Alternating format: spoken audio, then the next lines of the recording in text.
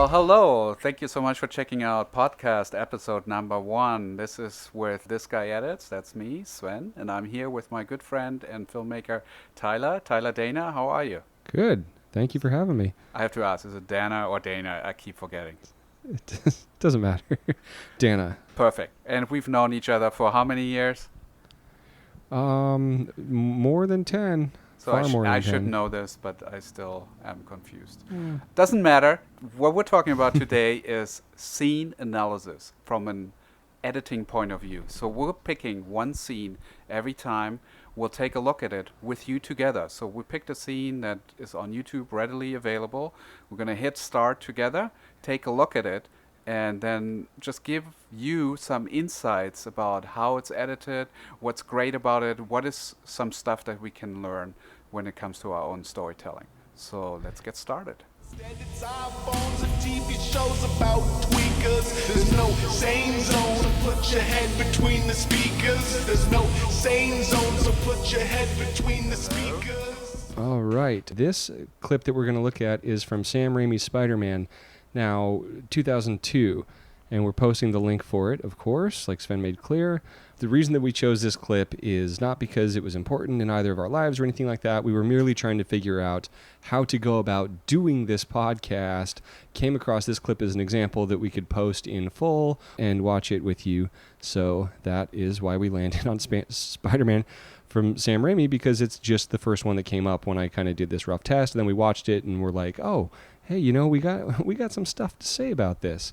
Now, Sven, or I watched it at least. Exactly. Do you have anything you want to say about this, Sven? Well, I haven't watched it, and I actually thought we were talking about a whole different Spider-Man movie. Now I see there's Tobey Maguire in there. So I might have actually seen that scene many years ago, so I'm excited to see what the editing is about. Good, I'm sure you did. And a couple things I want to point out about this scene, just story-wise, of where this is in the story, as far as I remember from 2002 or whenever I last saw it. I thought it was kind of a cool scene for a couple reasons. One, because it's a fight scene. But two, it's a fight scene that actually has kind of character-driven meaning throughout it, and story is changing literally through the entire scene, which is very cool. And you take this movie, which is just like, you know, a classic hero's tale of a boy becoming a man, a boy becoming a Spider-Man or whatever it is, and that's all kind of encapsulated just in this one fight scene. We literally get to see him go from the nerdy kid at school who's afraid and his instinct is to run away to realizing he has these powers that actually work well in combat. So it's kind of a fun way to see a scene play out. And the other thing I love about this movie that we'll talk about is, and no one's ever really talked about this, but the puberty metaphor throughout. As he's becoming a man, he's kind of just like shooting very symbolic goo out of his hands, because that was a big thing. Why'd they make it? I guess in the comics it's something that he built, the web slinging ability, and he chemically created the webbing and stuff like that, whereas from this movie it comes from inside of him. So I mean, you make what you want of that. Now I'm thinking about it. I didn't think about it before, but cool. Well, good. Now think about it through this whole scene. It's kind of a microcosm of the entire thing. All right, here we go. Right now we're at the 000 mark, and we're going to hit play in 3, 2, 1. Okay, so Toby's sitting down. Little Uri Geller effect there. And then we realize, oh, it's not actually magnetic, it's something else. So there's a setup and there's a payoff in that regard. New setup here. And payoff. And that's setting up now the main conflict in this scene. So it was like 3 beats to get to this point now where we understand what the scene is really about. Yeah, and you kind of see that character kind of become a villain too. Yeah, also. and this is really important that he's like, let's stop here for a second, that he like We stopped at 51 seconds. That he carried that tray behind him, because that helps us understand, oh, now our villain makes the connection. He understands what happened, because before that he didn't know who threw this food at him and what happened. Right. So visually, that's a really important story point that you could have not have cut out to continue with the story, because then the villain wouldn't have had any motivation. And it's handled in a really fun, creative way too, which is Yeah. something that I mean, with this whole movie, Sam Raimi brings such a specific perspective to it in the camera work. Let's say even in Avengers Infinity War, there's just not that anymore because a lot of stuff is so compromised by 3D. There's 2 or 3 cameras going all the time. This is almost like, Hitchcock level in terms of the way the story is being told visually. And then we get into a big fight scene and we're going to see how it continues to be told visually, shot by shot through it. Totally. You can see he is a filmmaker at work. This is not just somebody trying to like get through the day and get through the scenes. Somebody that really thought about it visually, how to tell that story. And you can sense a little Evil Dead in there too, I think. Yeah, of course. So should we hit play? We're at 51 seconds. We're going to hit play in 3, 2, 1. We're establishing a new scene without really any master shot. We're keeping it tight just to kind of keep the audience a little disoriented to be in his head, feels like. The shot on the eyes is really significant. I think we can talk about that in a moment. Because it's setting up this, it's not a dream power sequence, that he has, but it's like this, we're now in a different reality. Yeah. Kind of thing. And then we get into the fight. And we still haven't had a master shot in this whole thing, which is amazing that the screen direction is working so well. Yeah. And there it is. There's our one master shot. Yeah. This far into it. So it's kind of putting you in his perspective also, in that we're kind of lost, we're confused, we're scared, we just, angered this bully, I just want to get to my locker, wait a second, there's a fist coming, and then now he's kind of was able to kind of we were able to kind of orient as he did as to, I'm in a fight. And I'm not scared. This is very well choreographed, storyboarded. Point of view shots are really thought about. Like, I have the sense they already kind of knew how they're going to edit the sequence before they shot it.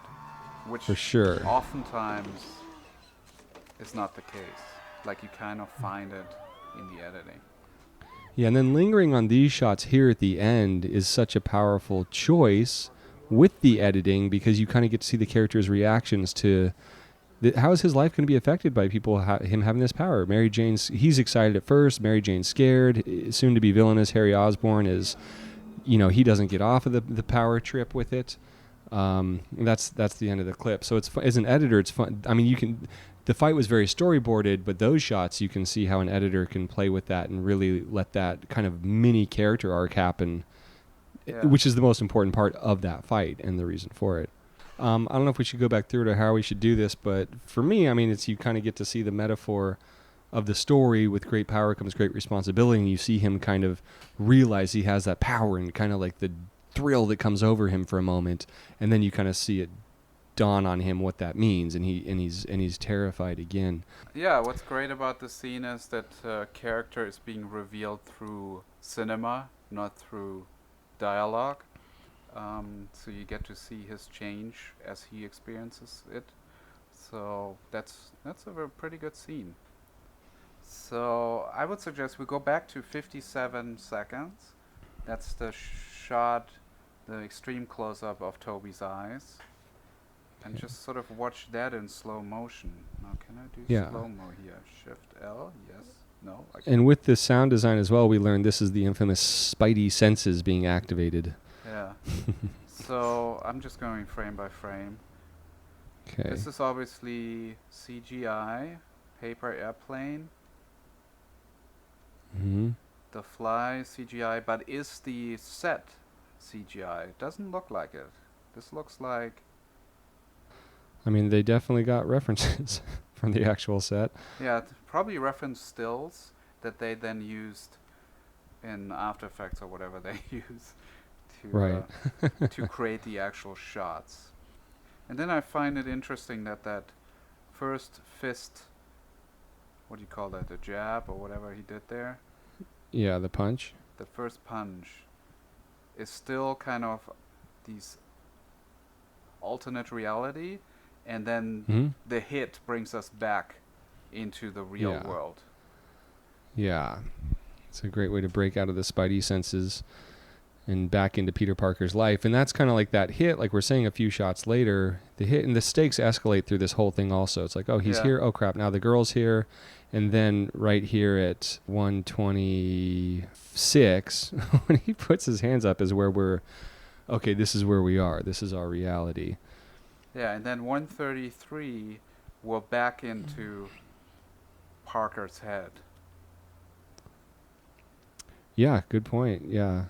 Which is like another fun thing of we're in on a whole thing that with him that none of the characters in the scene are. Yeah, I love the shot on the three girls, the upside down boom shot. Yeah. That's cool. And that really reminds me of Evil Dead. Yeah. And also, I mean, with that, it's kind of like, to me, that scene never felt, and again, this isn't a scene we've like sat around thinking about our whole lives. It's just the first one that felt applicable to what we're doing that we found on YouTube when typing in full movie scene. But, you know, the other thing about it is it never felt like a fight scene to me. You know, it just felt like a fun story scene. And then you realize, oh, wow, this is really an incredibly well photographed fight scene that's provided a lot of fun opportunities for the editor to kind of add like the danger to it and then the fun to it and, you know, the fun dynamic camera angles. And I mean, it's just a fight in a high school, and yet it's such like in a tiny hallway, and it's such like a fully realized kind of cinematic experience. It's a good note to future filmmakers. Yeah, no, I mean, the question is really what can an editor take away from the scene and what can a director take from the scene? For both, I think it's really, look, this is how you do cinema. This is how you tell a story in a visual way, with action and without words. I think it's more important for the director when he sort of choreographs the scene to keep that in mind. There's so many ways you can do a scene when it comes to blocking and composition, and oftentimes directors do sort of the conventional way, which is like lots of medium shots, lots of locked off cameras on talking heads. And once you play with the scene and the blocking, you can give the actors a lot to do, where you sort of give them some business, and as soon as you do that, that immediately forces your hand with the camera and then gives you more possibilities in the editing as well. Yeah. So that's a great scene for that. Absolutely. And also story-wise, you know, from a writing perspective, it's so clearly written. It's not just like, okay, now they have to go get the papers back, do a chase. He's, you know, we're seeing like a full character arc from Tobey Maguire kind of almost in every scene. And like during the fight and then at the end too, that's where, you know, an editor really gets a lot to play with in terms of the drama and character development with those looks after the fight, to really let that play out and kind of see people connecting through the eyes, and just how Peter feels at the end of it puts him right back into the same place he was at when all this started, but things have escalated for him. Things are worse. So it's like a great example of what we're always looking for with editing and storytelling too, is are things escalating, you know? Yeah. How long do you need to hold on how dramatic can we make this beat at the end? You don't want to breeze over it, and they really kind of hang out in it. So yeah, it's also interesting that they end the scene on Kirsten. I don't know what her character's name is, but that's sort of at the end, she takes it Mary all Jane in. Watson. There Well, let's say that YouTube. Well, yeah, and that's a great kind of straight man to be kind of taking this whole thing in through. Who does, at least in this scene, and we don't know if that was YouTube's choice that it ends there or not, but at least in this scene, she's definitely representing the stakes, kind of the whole story, because she's always the thing, the grounded thing that's at risk. The one, it's like his Achilles heel almost, at least one of them, and it's cool to see that her fear is the thing that really like snaps him back into place, which has nothing to do with editing, but. Absolutely. Okay, well, do you want to do a little wrap-up for it? Yeah, we can. I mean, this is sort of an experiment to see how can we like look at a scene and then instinctively react to it and see if there's something to be learned. I think it's really good to watch a lot of movies, and that's helpful to become a better filmmaker. But then you got to dig a little deeper. You got to like look at some scenes that you think really made you feel something, and this could be an example of that. And then ultimately, you got to take action. So take some of that insight and turn it into whatever, a short, a small scene that you practice with. And I think that's sort of what's good about this podcast that we're trying to do, is to give you a small little glimpse and then ask the question for us as well, what can we do with this? what things do you think they should take out of this primarily as an editor? Definitely appreciate when you have footage that is cinematic, so that tells the story visually, and try to honor that in the editing. So respect that. If you have a director that storyboarded a scene, try to understand the concept before you go into it. That can be helpful. Like when I'm editing, I'm super instinctive, so sometimes I'll try something completely different. And for this particular scene, I would probably be a little bit more prepared before I cut it. Right. And also I could see how looking at the dailies of this could be overwhelming in terms of, I mean, because, on fight scenes, they're playing the whole thing out, and then you have him doing flips, and there's these, I bet there were a lot of options, I would assume, for those very special shots, like the one you liked of the upside down shot and stuff like that. That whole dream with the fly. Spidey senses. Spidey senses, there you go. That could all have happened in post. Like they had maybe a glimpse of that idea, and then they really expanded on it in the editing. That's totally possible. Yeah, and yet I would say they did have, in terms of the way that the line is kind of played with, they definitely had some control over that level of kind of being lost. And because when it gets to his fist in that scene, it's really like a surprise, because you think you have a sense of the room and you're going around seeing things, and then he's going to see something, but then that it's a fist like right in your face. It's like, oh, what's happening? And you really feel that he's going to get tagged by it. Was and this he doesn't. film shot before or after The Matrix? This was I wanna after The say Matrix. After, yeah.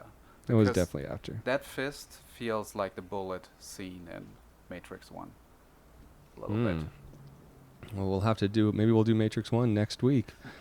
And see, I think we have to now. That's how the show works till we start getting some choices from the listeners. Actually, I wanted to do one in 12 Years a Slave, which we can do next time, or yeah, well, you should have tied Spider-Man to 12 Years a Slave. And so that scene with the fist is like in 12 Years a Slave. When no, I think he had blackberries on his lunch tray that like he was using to write with in 12 Years a Slave. So I think just for me I would say it's a cool study of using the line and breaking it for it's actually never broken in this, but how really good filmmakers do respect it and, try not to have a free-for-all. Like, at least knowing and acknowledging those fundamentals can serve you really well as a filmmaker and editor also. Totally. Okay, so you as a listener, let us know if you noticed something about the scene when you watched it a couple times. Leave it in the comment section. And let us also know if you enjoyed this and if you want to hear more. Thanks for listening, and hopefully we'll see you next time. Or you'll hear us next time. Yes. iPhones and TV shows about tweakers. There's no sane zone, so put your head between the speakers. There's no sane zone, so put your head between the speakers.